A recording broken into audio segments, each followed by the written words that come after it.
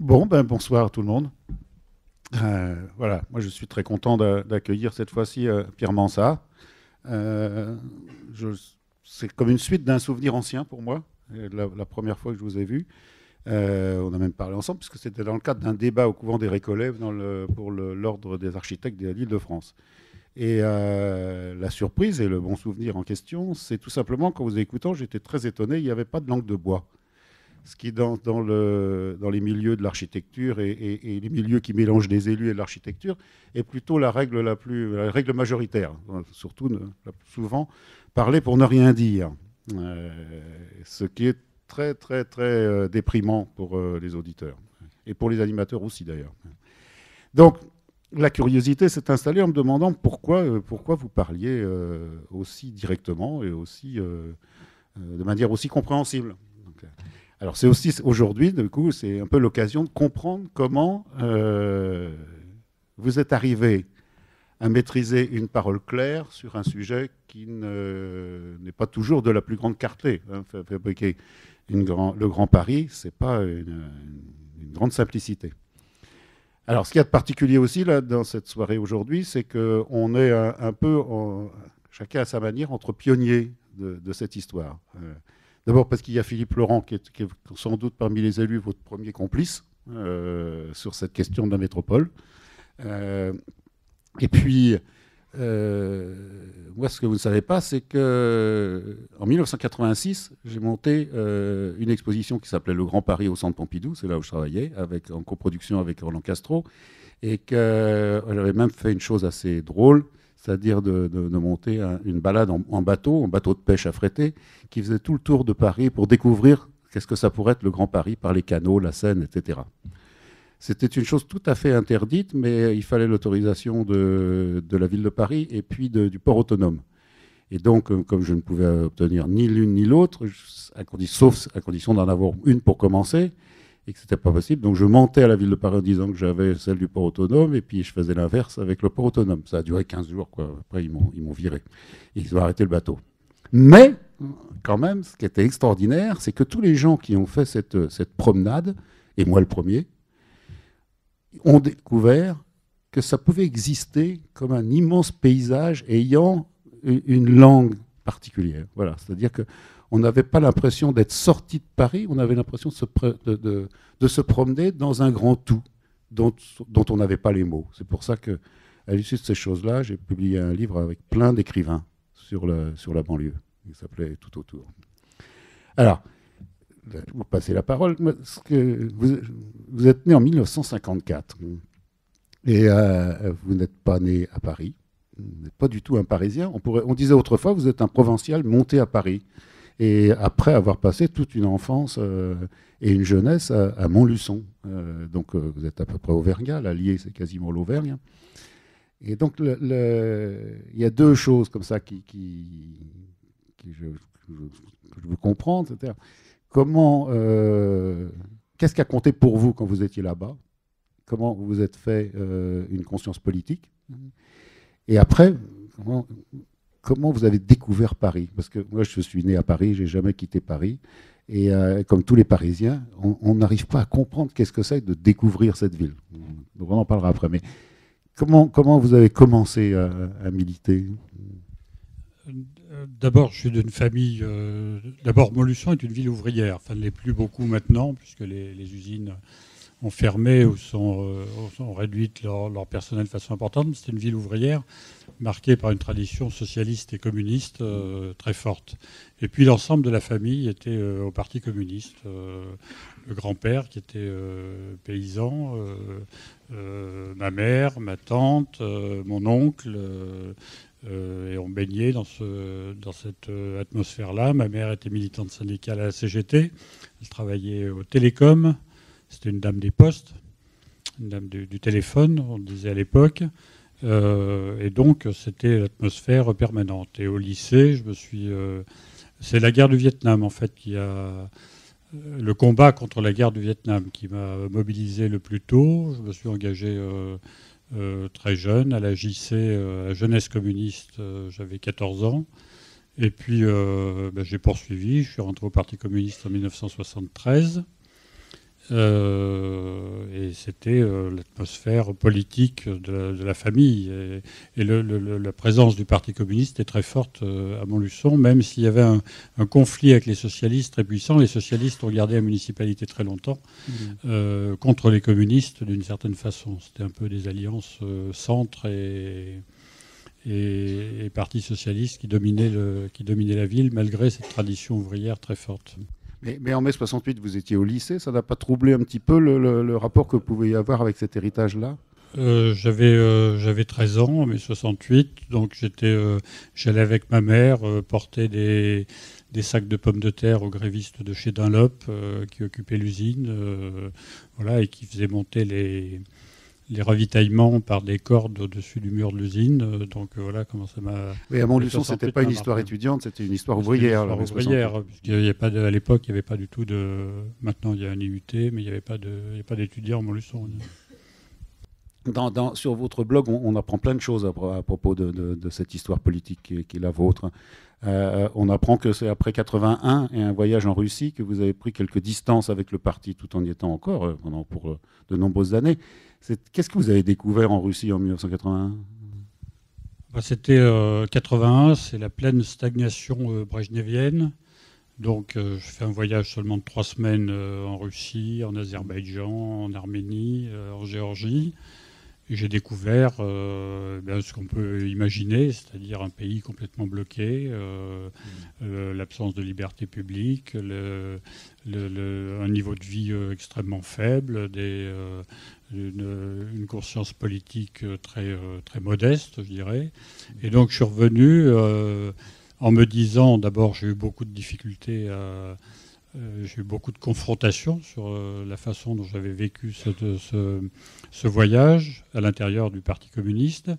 Et j'en ai conclu une chose, c'est que je découplais mon investissement autour je dirais, de la pensée communiste, pour la pensée communiste, de soutien, aussi modeste soit-il, à l'Union soviétique ou aux démocraties populaires. Donc j'ai décidé à ce moment-là de découpler cette façon de penser. Je me suis retiré, je dirais, d'une certaine façon. Je me suis mis un peu en dissidence de ce point de vue-là.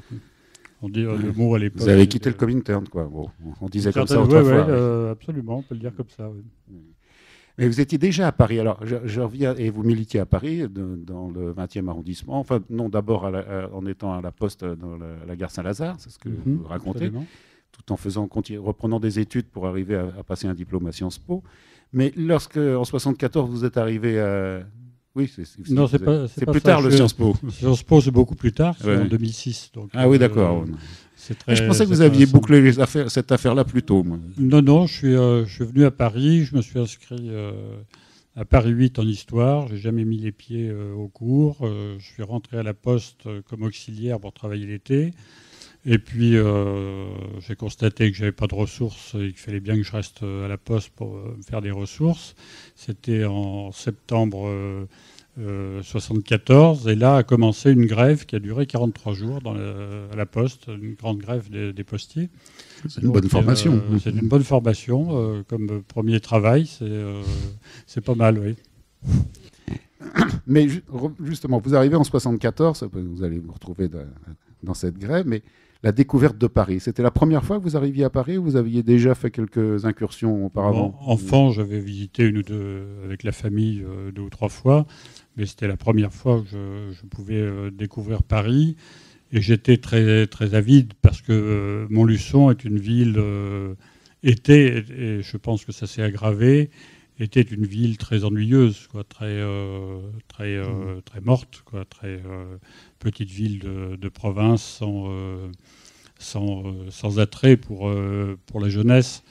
Et donc la découverte de Paris à travers la Poste, parce que la Poste à l'époque était un milieu auquel Bourdieu s'est intéressé. Les centres de tri de la Poste étaient des milieux très intéressants parce que c'était plein d'auxiliaires, donc plein de gens très différents. Il y avait des fonctionnaires postiers, puis il y avait des étudiants salariés, et puis il y avait des gens un peu marginaux qui venaient là faire un peu d'argent, puisqu'on pouvait... il n'y a pas besoin de qualification pour trier des lettres. Il y a 0 qualification. Ça permet beaucoup de temps libre. Je peux travailler la nuit. On travaille par demi-journée. arrivés. Donc ça laissait le temps. On était toute une bande de gens d'origines très différentes, mais ça permettait de découvrir Paris de façon, à travers les bistrots, bien sûr, mais ça permettait de découvrir Paris de façon... On circulait beaucoup dans Paris. Et la nuit, mais les après-midi entières, ou des journées entières quand je travaillais la nuit. À Paris exclusivement? Vous habitiez à l'intérieur de Paris, oui, intramuros? J'habitais le 17e, et ça se limitait vraiment à Paris.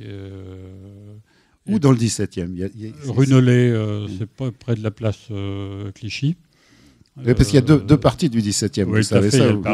Il y a 17e chic, Parc Monceau, et un 17e populaire. Sur la Grande Fortune, du côté de Monceau, et puis un 17e qui est plus populaire. Là, c'est plus mixte, les alentours de la place Clichy. Après, je suis parti rue Boursault, qui est plus proche de la saignée du chemin de fer, vers les Batignolles, aux Batignolles. Et puis, voilà. Mais qu'est-ce qui vous a amené alors à basculer du côté du 20e arrondissement et de faire de militer au point d'être élu conseiller municipal de l'arrondissement? Eh bien, en 89, le Parti communiste m'a proposé de devenir ce qu'on appelle toujours permanent du Parti communiste, donc, et de devenir responsable du 20e arrondissement. Donc, j'ai accepté. Et je suis devenu en 89 donc responsable du PC du 20e arrondissement jusqu'en 2000. Et en 95, donc, on m'a proposé la candidature pour être conseiller de Paris. Donc voilà comment ça s'est passé. J'ai jamais habité le 20e, mais ce qui me dérange pas, parce que je suis pas du tout de ceux qui revendiquent le localisme comme caractère premier de l'investissement politique. J'ai habité le 4e, j'ai habité le 14e. J'ai jamais habité le 20e. Personne ne s'en est jamais aperçu. Parce que je pense que je connais très bien le 20e et que je le pratiquais quotidiennement à fond. Oui, mais justement, le pratiquant, qu'est-ce qui vous a intéressé C'est une frange de Paris, c'est un quartier, c'est les quartiers qui sont nés après 1860 sous Haussmann. Et donc c'est un quartier populaire aussi. Ce sont les quartiers de l'Est, sont les quartiers ouvriers ou anciens quartiers ouvriers de Paris. Qu'est-ce qui vous a intéressé? Est-ce que c'est à cause de ce 20e que vous avez commencé à penser à la banlieue? Et de quelle manière? Vous voyez, en partie, d'abord, il y avait un premier aspect, c'est que comme militant communiste, j'avais un gros problème de compréhension et de rapport avec les communistes de banlieue. Je ne comprenais pas bien leur hostilité, parce qu'ils manifestaient une hostilité à Paris, très clairement, malgré la proximité politique. Même à un camarade? Oui, même un camarade. Et il y avait à cette époque-là, en tout cas, je ne sais pas si c'était vrai dans les années précédentes, les années 60, les années 70, à l'époque où le Parti communiste était très influent à Paris. Mais en tout cas, dans cette période-là, qui est une période où le Parti communiste avait reflué, puisque le Parti communiste a été la force majoritaire à gauche jusqu'à très longtemps. En 1977, Henri Fisbin, qui était le secrétaire de la Fédération communiste de Paris, a failli devenir, à quelques milliers de voix, aurait pu devenir maire de Paris. Et donc, il y a eu un reflux extrêmement important. Moi, je suis arrivé dans le 20e en 89, donc c'était la chute du mur, c'était la période du grand reflux, quand même, de façon très nette. Et donc, je m'interrogeais sur les questions du rapport de Paris et banlieue de façon générale. Je ne comprenais pas cette hostilité. Et je me disais qu'il y avait encore des forces, que Paris n'était pas la ville, uniformément la ville de la bourgeoisie et du pouvoir de la droite, et qu'il fallait penser différemment et qu'il fallait se poser ces questions. Et puis, dans le 20e arrondissement, je m'occupais beaucoup de la bande des HBM qui fait la ceinture de Paris, la ceinture rouge de Paris au sens des... Oui, ce qui a été construit sur les anciens glacis des fortifications. Tout à fait. Et en 95, je m'occupais d'un conseil de quartier qui allait de la porte des Lilas à la porte de Vincennes, qu'on appelait le conseil de quartier périphérique, et où, au sein duquel on se posait les questions du rapport, évidemment, avec les voisins, avec Montreuil, avec Bagnolet, avec les Lilas. Donc, ce qui m'a amené à m'intéresser à ces questions urbaines de façon très, très forte. Et puis, j'ai été mobilisé autour de...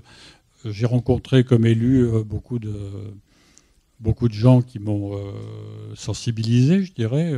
Annie Fourcault, Jean-Louis Cohen et bien d'autres. Et je me suis donc intéressé à ça. Et puis le débat autour des Jeux Olympiques, la candidature aux Jeux Olympiques pour 2008 m'avait mobilisé, puisque il y avait là des propositions très intéressantes d'Yves Lion, de Berger et bien d'autres, et qui pensaient le rapport Paris-banlieue de façon très, très différente. Et c'était des propositions qui étaient liées à votre arrondissement ou des propositions en général? Non, en général, le 20e n'était pas touché. D'ailleurs, c'était plutôt le 18e, le 19e. Le 20e n'était pas touché, mais tout ça m'intéressait beaucoup. Donc, en 99, j'ai constitué un petit réseau qui s'appelait Paris Métropole Ouverte. Je m'étais plongé un peu dans les lectures. Paris Métropole Ouverte, et on a fait un certain nombre d'initiatives. L'Humanité a ouvert ses pages à des tribunes de Chemetov, Guy Burgel. Chemetov, père ou fils? Père. À l'époque. Et donc voilà, on a constitué ce petit réseau, on a fait une série d'initiatives. Et c'était un réseau sans élus, là, à part vous? Oui, il n'y avait pas d'élus, à part moi, oui.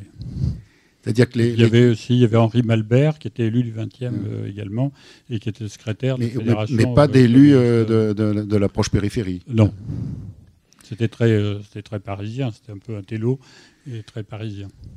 Et c'était vécu comme ça par l'extérieur? Je ne sais pas comment c'était vécu. Je pense qu'ils ne le voyaient pas beaucoup. On se réunissait au siège du journal qui s'appelait Révolution à l'époque, qui est devenu Regard par la suite, dans le centre de Paris, aux Halles. Je pense que ça n'avait aucun retentissement à l'extérieur de Paris. D'ailleurs, ça n'avait pas beaucoup de retentissement. C'était un réseau assez modeste, hein, mais en même temps, on brassait des idées. Et à l'intérieur du Parti communiste, ça devait agir. Jean-Louis Cohen est un ancien militant communiste, Annie Fourcault aussi, enfin, etc. Donc ça devait quand même diffuser un peu à l'intérieur du parti. Malbert, qui était donc élu et le secrétaire de la Fédération communiste, s'intéressait à ces questions-là et les soutenait, approuvait la démarche. Mais ça n'avait pas beaucoup de retentissement non plus. Mais après, je reste sur ça. Excusez-moi, mais ça n'avait pas beaucoup de retentissement parce que c'est quand même la grande période le reflux communiste est général à ce moment-là, mais c'est aussi un reflux dans le monde intellectuel, le monde de la pensée qui est extrêmement fort. Et même s'il en restait des restes dans le monde, dans les milieux de l'urbanisme, de l'urbain, de la ville, qui a été un milieu très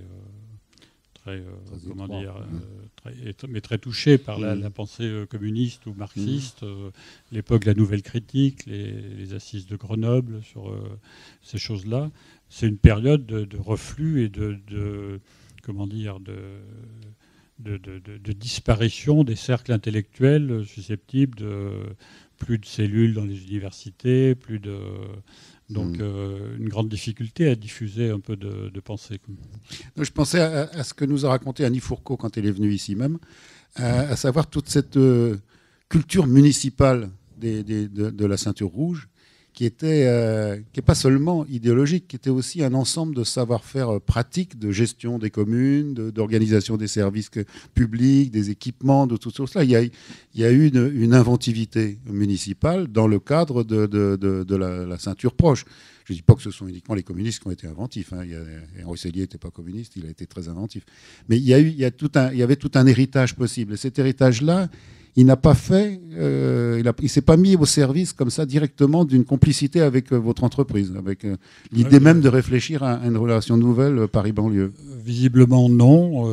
Je pense même qu'il y avait une... je ne sais pas comment dire, ça s'est traduit plus tard, mais quand je suis devenu adjoint au maire et que j'ai commencé à lancer le débat quand Delanoë a lancé le débat, je sais pas, et j'étais actif dans ce domaine, Marie-Georges Buffet a provoqué une réunion des premiers secrétaires départementaux d'Île-de-France, à Nanterre, à la Fédération communiste de Nanterre, pour expliquer qu'il fallait arrêter et qu'il ne fallait pas ouvrir le débat sur ces questions-là, sur la question de la place de Paris, sur la question des rapports Paris-banlieue, que les rapports de force étaient établis et qu'il ne fallait pas ouvrir ce débat-là. C'est ce qui vous a amené à vous éloigner du parti. Je l'ai très mal pris, évidemment. Ça m'a... J'imagine. Ça me rappelle des départs Tony Truant des années 60. Je suis parti. Mais pour des raisons différentes. Très discrètement. Oui, alors, du coup, vous êtes libre, vous êtes maire adjoint sous la municipalité de Delanoë. Qui c'est qui a l'idée de cette délégation? C'est Delanoë qui invente ça et qui vient vous chercher, ou c'est vous qui proposez de ce travail-là? C'est ni l'un ni l'autre, en fait. C'est à l'époque, la secrétaire de la Fédération communiste est une femme admirable qui s'appelait Martine Durlac, qui est décédée récemment, et qui propose mon nom à Delanoë pour devenir adjoint. Et Delanoë cherche un petit peu ce qu'il peut me confier. Et il sait, puisqu'on on s'était croisés, on en avait parlé, il sait que j'étais actif, j'avais créé ce réseau Paris Métropole Ouverte, que je m'intéressais au rapport de Paris et de la banlieue, et donc il a l'idée de me proposer cette délégation qui s'est appelée Relations avec les collectivités territoriales d'Île-de-France. Qui n'était pas seulement la première couronne. C'était pas seulement la première couronne, c'était conçu, puisque dans son idée, Delanoë avait deux convictions extrêmement fortes. C'est qu'il pensait qu'il fallait que Paris soit réinséré dans l'espace, dans l'agglomération. Enfin, je ne sais pas quel terme on utilisait à l'époque, on ne disait pas métropole, évidemment. Mais il fallait réconcilier Paris et la banlieue. Ça, Delanoë était convaincu de ça. Et puis, il était convaincu aussi qu'il fallait faire bouger les lignes en matière de gouvernance. Il avait écrit un bouquin qu'il a publié pour l'honneur de Paris, qui est sorti en 1999, où il proposait la création d'une communauté urbaine autour de Paris. Élu, il a considéré qu'il ne fallait pas s'engager sur la voie institutionnelle, que le moment n'était pas venu, mais il avait une conviction très forte d'une nécessité de penser à une autre échelle avec d'autres catégories que Paris et sa banlieue, et de penser différemment. Donc, il m'a proposé ça avec une mission très, très claire. Ces deux objectifs sont dans ma lettre, ça s'appelle une lettre de mission, dans ma lettre de mission en 2001, tout en recommandant d'être extrêmement pragmatique et de... Oui, pas de posture idéologique, oui. Contact avec tout le monde, au-delà des barrières partisanes. Quoi. Absolument. Donc vous avez commencé à prospecter auprès de tous les élus? Eh ben, un petit peu. Un par un, comme ça? Fait, oui. C'est ce qu'on a fait. On a fait le tour un peu de tout le monde. C'est comme un représentant en Grand Paris, quoi. C'est ça. Un représentant. Certains disaient ambassadeur, certains disaient qu'est-ce qu'il nous veut celui-là. Je me souviens d'André Santini qui disait mais pourquoi Delanoë m'envoie un communiste Voilà, on a vu pas mal de monde en 2001. Et puis surtout, on a provoqué une première réunion le 5 décembre 2001, à la maison de la RATP, où l'idée était de réunir tout ce monde-là pour en parler et puis poser la question de la création d'un lieu de dialogue à l'échelle de, comment on disait la zone dense, l'agglomération, l'aire urbaine. Avec que des euphémismes, quoi. Surtout pas le mot Grand Paris qui avait déjà été lancé par Banlieue 89. Ça, absolument pas. Oui. C'était tabou à cette époque-là. C'était tabou et Delanoë était vraiment opposé à l'utilisation du terme Grand Paris. Je pense qu'il avait raison du point de vue de la période, parce que Grand Paris était vécu par les élus de banlieue comme une mainmise, comme un agrandissement de Paris, comme une volonté d'hégémonie renouvelée sur la banlieue. Donc on voulait éviter ça, évidemment. Après, l'histoire... Est-ce que ça a changé vraiment ? Je pense que ça a changé. Grand Paris a été accepté. C'est passé dans le langage courant. Je pense que c'est complètement découplé de la pensée. Certains pensent que Paris... il y a encore une pensée. Certains pensent que Paris veut dominer, veut s'étendre. Mais le terme Grand Paris n'est plus du tout un repoussoir, puisqu'il est devenu... Et quand vous avez commencé à prospecter comme ça, vous êtes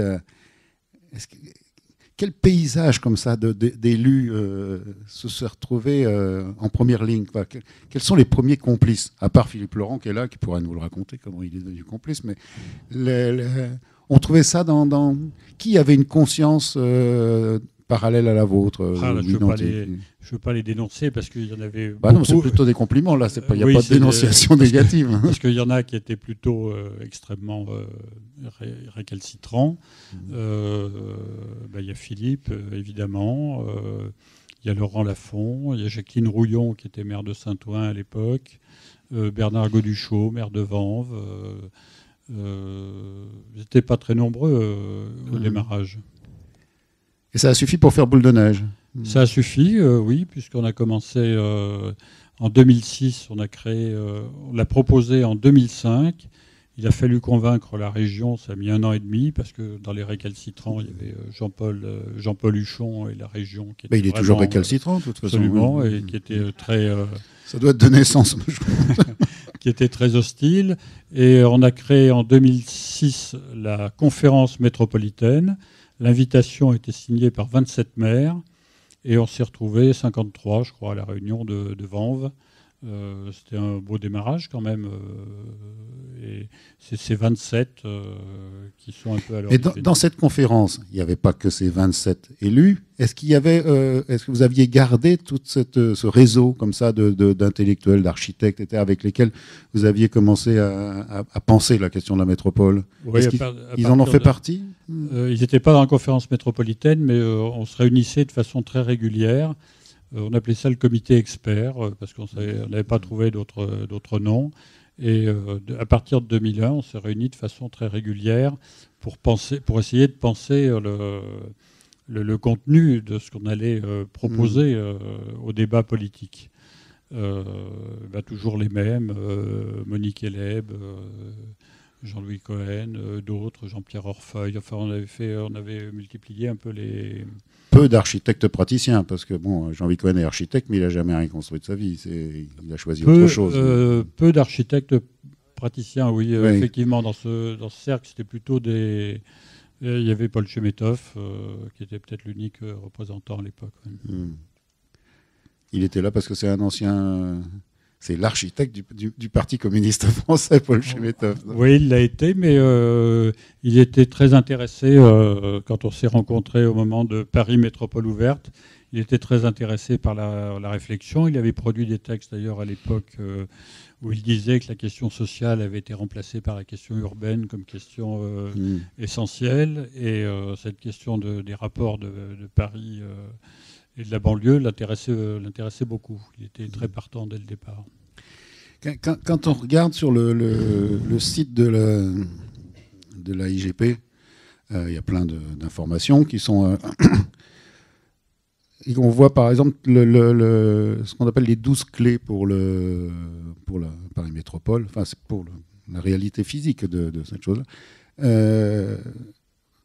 On s'aperçoit que la décantation, puisqu'il s'agit d'une décantation de toutes les équipes qui ont phosphoré en 2008 sur la consultation, on va y revenir à ça, mais, il n'en reste pas grand-chose. Ce sont 12 clés rédigées en pure langue de bois, à part les premières clés qui sont assez claires, mais le reste ne donne absolument aucune idée de qu'est-ce que ça peut être fabriqué réellement, concrètement, faire des choses comme ça qui se bâtissent, des espaces publics qui se dessinent, etc. On n'a aucune idée de cette chose-là. Alors la question que je me demande, c'est est-ce que lorsque vous avez mis en place cette conférence avec déjà un nombre d'élus qui signifie quelque chose, ça correspond à un territoire assez important, ces 27 élus, plus ces comités d'experts, est-ce qu'on commençait à parler projet? Est-ce que la pensée s'est faite à partir d'idées de projet ou pas? Je crois pas. Il faudrait que j'y réfléchisse un peu plus, mais je pense pas. La question première qui se posait était la question du rapport Paris-banlieue.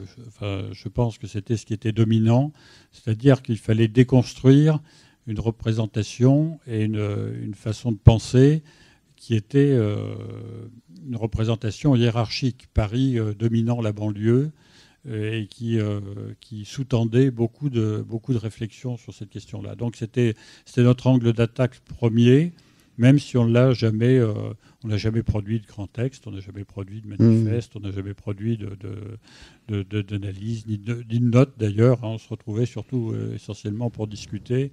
Oui, mais vous avez partagé des connaissances et vous êtes cultivés les uns les autres. Oui, c'est pas rien. Oui, sans doute. C'est comme de la formation d'élus, mais pas par des experts qui leur apprennent à vivre, mais qui se forment ensemble. Oui. Et donc on n'a pas produit de grandes. Moi, je crois qu'on n'a pas produit de grandes pensées. On a favorisé un climat qui a permis à des élus de se parler enfin et de commencer à travailler ensemble. Et le travail des experts, entre guillemets, des experts de la ville, oui, de la ville, on peut dire de la ville, a nourri quand même la pensée de certains. Chez les élus, il y a des gens curieux, il y en a qui lisent, il y en a beaucoup qui ne lisent pas, il y en a beaucoup qui ne lisent pas, mais il y en a qui lisent, qui s'intéressent, qui ont des relations, qui ont du contact, des échanges avec le monde intellectuel. Et ça a produit un climat général de renouveau un petit peu sur ces questions-là. Et ce que je me demande, c'est par exemple, quand vous dites c'est la coupure Paris-Banlieue, c'est l'opposition Paris-Banlieue qui était le sujet de préoccupation prioritaire. Cette opposition, elle est à la fois historique, idéologique, puisque longtemps ça a été deux bords politiques complètement opposés. Elle est aussi physique à cause du périphérique, de cette limite comme ça, quasiment infranchissable. Donc on peut tomber très très vite sur aussi la pensée, une pensée technique de la coupure. Imaginer couvrir le périphérique, c'est une idée très ancienne déjà, minoritaire mais très ancienne autrefois.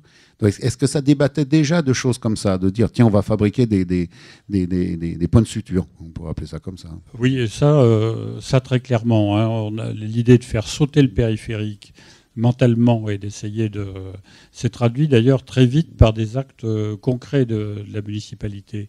C'était à la fois, je dirais, c'était dans notre pensée, entre guillemets, enfin le champ de nos réflexions entre élus, entre experts, mais ça a pris des tournures très, très vite, puisque dès 2001, on a couvert par exemple périphérique à la Porte des Lilas, très rapidement. En fait, le périphérique, il peut être couvert en très peu d'endroits, alors que la dernière campagne municipale, il y a une candidate quand même qui a expliqué qu'elle voulait couvrir le périphérique. Un tiers du périph' étant... Oui, c'est bizarre, je ne me souviens plus laquelle c'était. Oui. Un tiers du périph' est en viaduc, un tiers étant à fleur de sol ou souterrain, et un tiers seulement est en fosse. Enfin, Ça date de quand la couverture de la Porte des Lilas? C'est 2001, ça commence 2001. 2001 et les études commencent en 2001 et c'est livré, je ne sais plus. Oui, c'est ça, c'est la date de livraison. 2007. 2007. Non, donc, très peu de temps avant la 2007, consultation. Je me trompe complètement. Moi et les dates. C'est pas 2007, c'est plus tard. Ouais. Donc... Et puis avant aussi. Moi, les dates. Quel a été l'effet de ça? Parce que moi, j'y suis allé il y a quelques mois, regarder, arpenter vraiment beaucoup la Porte des Lilas pour des raisons d'écriture de livres.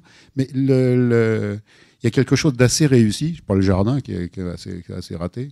Mais cette place avec un cirque, avec des shows, avec un arrêt d'autobus, etc., ça a un côté Alexanderplatz à Berlin avant Hitler, avant la guerre, et il y a quelque chose de réussi dans le commencement d'une jonction entre Paris et sa banlieue là.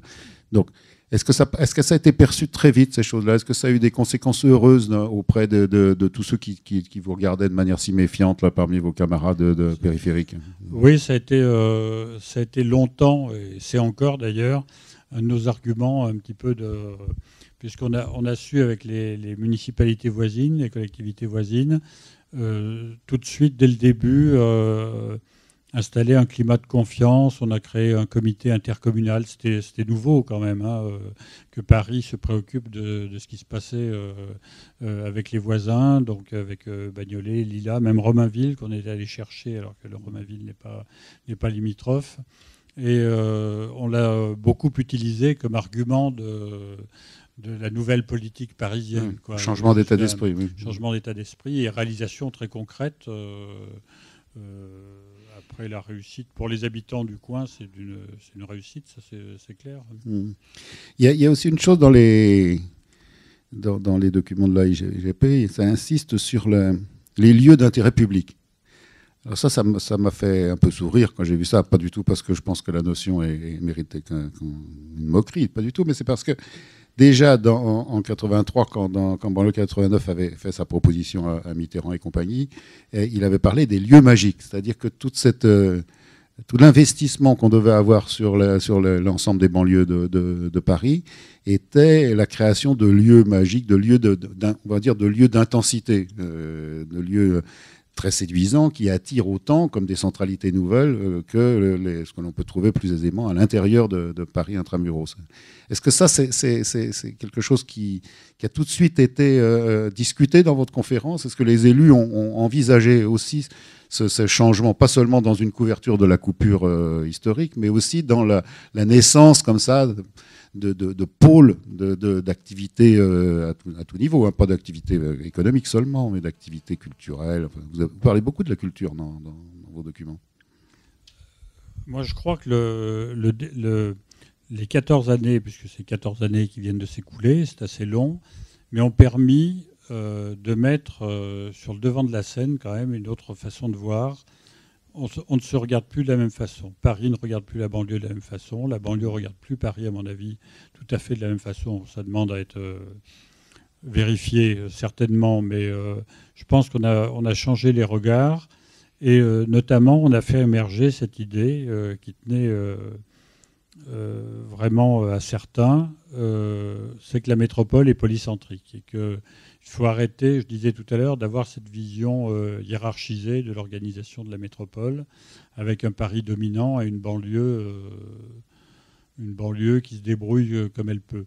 Et je crois que cette idée que il y a des lieux absolument magnifiques et il y a surtout des populations magnifiques et des projets extraordinaires partout en banlieue est quelque chose qui a progressé de façon très nette à travers ces 14 années. Ça demande encore à être... il faut encore pousser ces idées-là, il faut encore les ancrer. Il y a encore du parisianisme, il y a du quant à soi, il y a du refus de franchir le périphérique. Mais je pense que vraiment, je ne sais pas si c'est la réponse à votre question, vraiment, mais est-ce qu'il y a déjà des réalisations effectives qui font consensus par rapport à ces objectifs-là? Est-ce qu'il y a des choses qui ont été bâties, enfin réalisées pendant ces 14 années dans les différents parties de la banlieue, peu importe où, mais qui correspondent justement à ce mouvement vers autre chose, vers le polycentrisme, justement? C'est peut-être... j'ai peut-être pas une connaissance assez approfondie pour... mais je crois que de façon générale, l'ensemble des communes se dirigent dans leurs projets, leurs plans d'urbanisme, leurs ambitions, se dirigent dans ce sens-là. C'est-à-dire que vraiment, on fait émerger... Jean Nouvel a repris l'expression dans la consultation, il dit les milieux du Grand Paris. Ces milieux, ils existent, quoi. Ils sont là, il suffit de peut-être les valoriser, de les mettre en lumière, mais ils sont existants. Avant de venir, je sais bien, il paraît que vous en parlez souvent au CAE des Hauts-de-Seine, mais j'ai visité la ferme du Bonheur, vos voisins juste à côté. Ben, voilà une réalisation absolument, moi à mon sens, qui est absolument extraordinaire, en plein cœur du capitalisme mondialisé de la ville, quand même très particulière qu'est la Défense, qui est un lieu d'une liberté, d'une poésie pareille. C'est quelque chose qui n'existe pas à Paris, qui n'existera sans doute nulle part ailleurs, et qu'il faut non seulement défendre, mais promouvoir. de façon très forte. Donc je pense que ça, c'est un lieu de résistance. Ça ne se programme pas, ce genre de lieu. Absolument. Il faut vraiment qu'il y ait des énergies quasiment sauvages pour que ça puisse exister. Oui, c'est ça. Surtout que j'ai bien compris, ils n'ont pas l'appui de la municipalité dans cette affaire, dans ce projet. Mais je pense que les deux existent. Et je vois l'éclosion d'initiatives sur le net, sur les réseaux sociaux, le groupe qui s'appelle Enlarge Your Paris, ce qui se passe avec les comités départementaux du tourisme en Seine-Saint-Denis, dans le Val-de-Marne. Il se passe quelque chose qui au final, va contribuer, parce que c'est bien un peu notre problème, à créer un esprit métropolitain et arrêter de diviser cette métropole entre son centre et sa périphérie. Et ça prendra du temps. Il faut des dizaines d'années pour y arriver, mais je suis assez confiant de ce point de vue-là. Vous avez souvent insisté sur la nécessité d'avoir une représentation commune nouvelle. Le simple titre Grand Paris ou Paris Métropole n'y suffira pas. Mais vous semblez faire confiance à des récits qui viennent des parcours. Vous avez souvent défendu ce qui a été fait à Marseille, là, puis qui vient d'être fait il n'y a pas longtemps dans un livre là, autour de Paris. La Révolution de Paris. Oui, la Révolution de Paris. Mais qui va lire ça déjà ? Comment ça peut devenir une pièce d'une représentation collective ? Comment on peut échafauder ça ? Autant c'était facile à Marseille, parce que c'est faire un circuit de grande randonnée à travers tout Marseille, toujours à 10 minutes de la mer, et souvent en train de la voir. On profite de quelque chose qui est une séduction déjà partagée par n'importe qui. Mais là, je lisais ça, c'était pas très séduisant, sauf les promeneurs eux-mêmes qui sont drôles.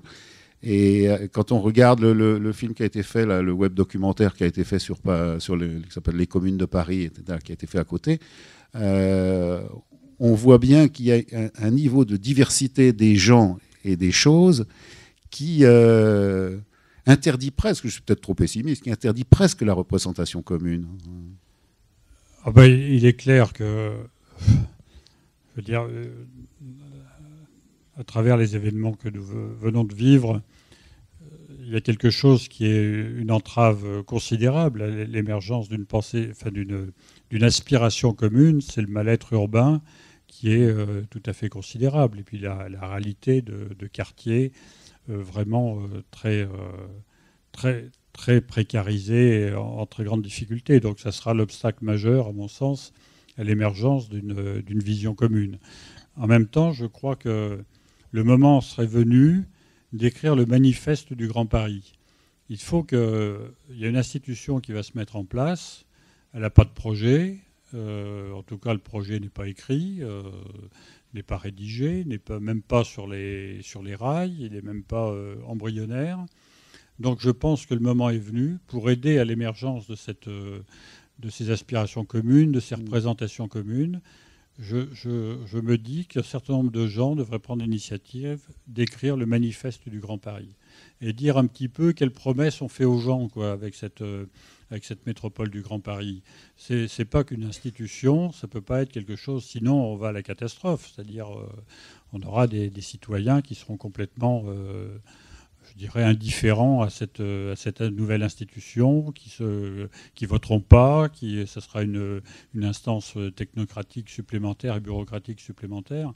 Donc je me dis que le moment est venu et il faudrait qu'il y en ait qui saisissent ce moment au bon et qui... c'est pas seulement une question de courage, c'est avoir les idées très claires là-dessus. Parce que là, ce qui se passe, c'est quand on regarde ce qui s'est passé ces derniers mois, l'actualité s'est un peu accélérée sur la question du Grand Paris ces derniers temps avec la mise en place de Paris Métropole et puis la perspective du 1er janvier 2016.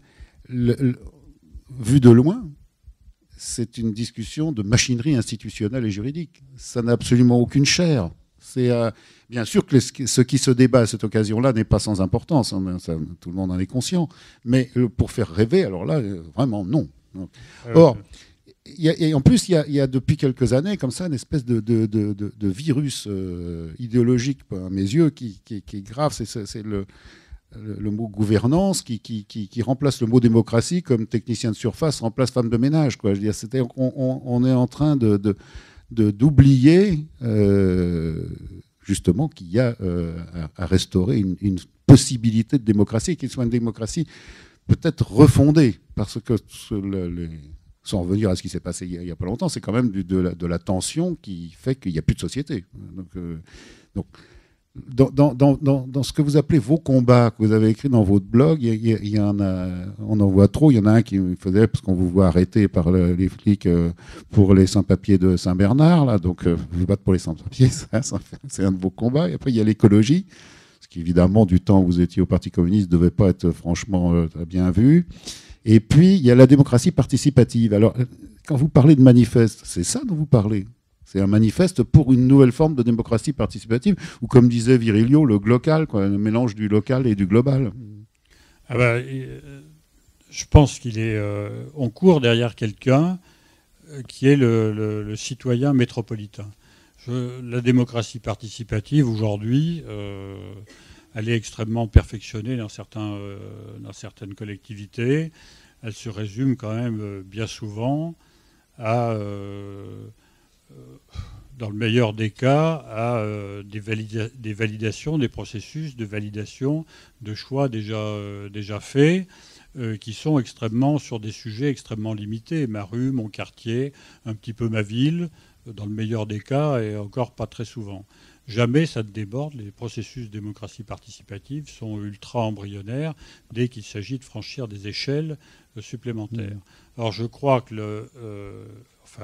la réalité de la mondialisation, de la métropolisation, de l'évolution des villes fait que les décisions essentielles sont prises à des échelles sur lesquelles les citoyens doivent avoir une emprise, un pouvoir de décision, d'intervention, de délibération. Et donc, il faut inventer une nouvelle démocratie participative qui soit d'échelle métropolitaine. Donc, c'est plus facile à énoncer qu'à réaliser. Mais en même temps, je vois pas, on ne peut pas m'opposer des impossibilités techniques à ce qui est une nécessité vitale.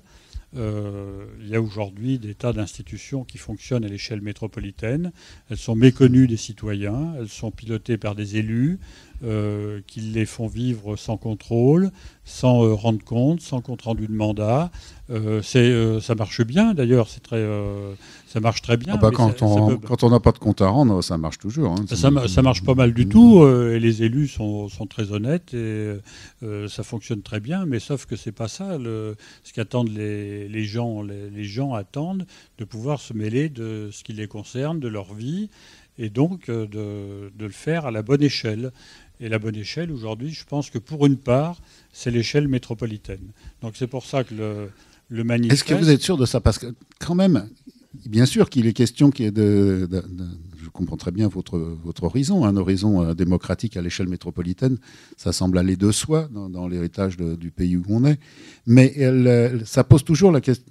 L'idée démocratique pose la question de la compétence. Quand on regarde comment elle est née, la démocratie à Athènes, elle est née sur le principe que les citoyens, évidemment, ce n'était pas tout le monde, hein, il n'y avait pas les femmes et les métèques, mais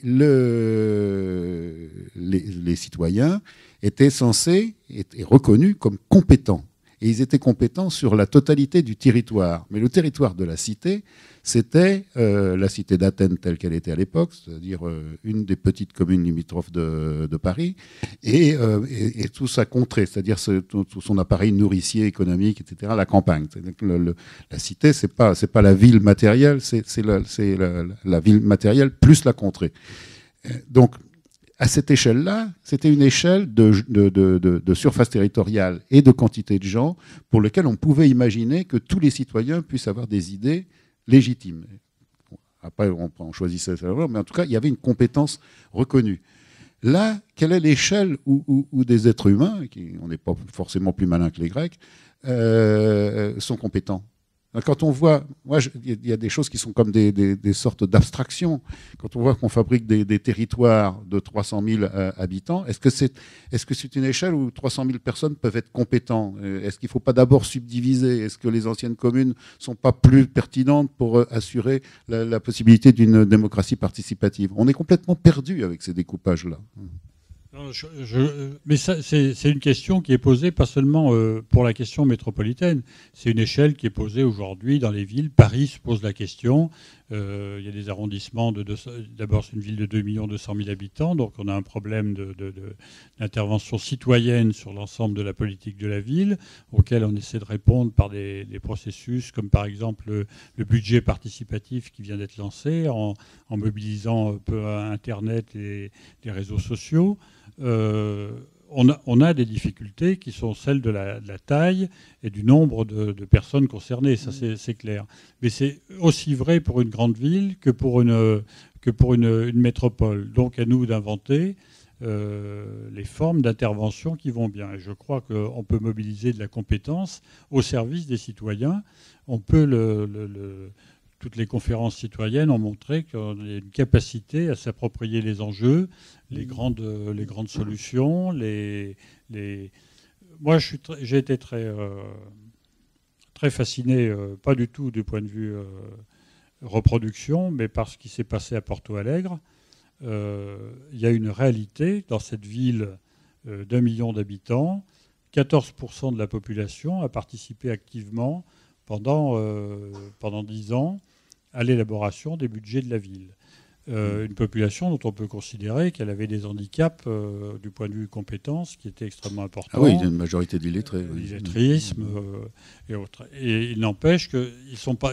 C'est qu'une minorité, 14% de la population. Ça paraissait comme un pas tout à fait important dans la contribution, dans le pouvoir sur les affaires publiques. Et moi, ce qui m'intéressait dans l'affaire de Porto Alegre, c'est ce que disait un des maires de Tarso Genro, un des premiers maires de Porto Alegre. Il disait « Mon but est d'arriver à créer une opinion publique qui soit indépendante de l'État ». C'est-à-dire que l'opinion publique, l'État, compris dans le sens institutionnel, parti, forme de représentation, etc. Tout ce qui tend à fabriquer de l'oligarchie. Oui. Et moi, je pense que c'est quelque chose qu'il faut creuser. Je pense que c'est intéressant parce que aujourd'hui, on est malgré tout dans une situation où l'opinion publique, appelons-la de cette façon-là, c'est pratique, c'est un mot qui est compréhensible par tout le monde, est corsetée et soumise à l'État d'une façon ou d'une autre, ou à ses représentations, ou c'est des morceaux de l'appareil d'État, ou de ce qui concourt à l'organisation de l'État. Et donc je pense qu'il faut arriver à s'émanciper de cette domination-là, et c'est plus facile là aussi à énoncer qu'à faire, mais je crois que c'est une voie de passage absolument obligée, sinon on va vers des difficultés accrues. Parmi les études que la IGP a financées, il y en a une du groupe d'Antoine Grimbach qui s'appelle, ce qui est sur l'inachèvement. Et j'ai lu son texte. Il parle de la métropole contemporaine comme un inachèvement perpétuel. Il n'y a pas de forme que l'on puisse... Est-ce qu'on ne pourrait pas dire la même chose de la politique urbaine? C'est-à-dire que ce que vous appelez gouvernance parfois, cette démocratie participative, est-ce que ce n'est pas un chantier d'inachèvement perpétuel? Je ne dis pas ça de manière péjorative du tout. Hein.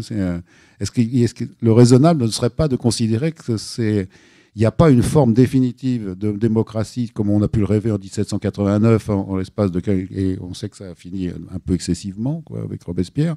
Est-ce qu'on n'est pas dans une démocratie inachevée pour toujours, mais toujours en mouvement?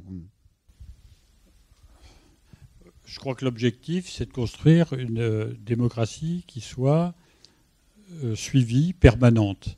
La démocratie prend des formes aujourd'hui très... fragmenté. Hein. Le moment de l'élection au suffrage universel est un moment essentiel de la démocratie, mais c'est que tous les 5 ans, tous les 6 ans, ou donc je pense que la question, c'est la démocratie permanente. Il faut trouver les formes pour cette démocratie permanente, qui ne sera jamais achevée, je suis bien d'accord. Je ne sais pas si je suis qualifié pour parler de... Je ne sais pas si j'ai les compétences pour parler de l'inachèvement du projet urbain, mais je voudrais peut-être à ce moment-là réhabiliter un peu les clés de l'AIGP. C'est-à-dire que ce texte, d'abord c'était un texte un peu compliqué à faire parce que les 14 équipes ont beaucoup de mal à produire collectivement, puisqu'il y a 14 équipes à l'AIGP aujourd'hui. Elles ne l'ont jamais fait. La première consultation était une consultation où il y a eu une juxtaposition des propositions. Il n'y a jamais eu de confrontation, il n'y a jamais eu de synthèse ou même de simple confrontation, de mise en débat, en dialogue de ces propositions. Et on a réussi avec les 12 clés à faire en sorte qu'un texte, en beaucoup d'équipes en grommelant, en grognant, on a quand même réussi à faire un texte qui soit unificateur. Et ce texte dit une seule chose, à mon avis, qui a du sens aujourd'hui et qui devrait être partagé par les élus, c'est que le projet n'est jamais fini et que le projet est permanent. Et que la question de l'évaluation et de la remise en chantier, et alors encore plus vrai dans une métropole, la remise en chantier permanente des objectifs du projet est une question essentielle de la réalisation de ce projet.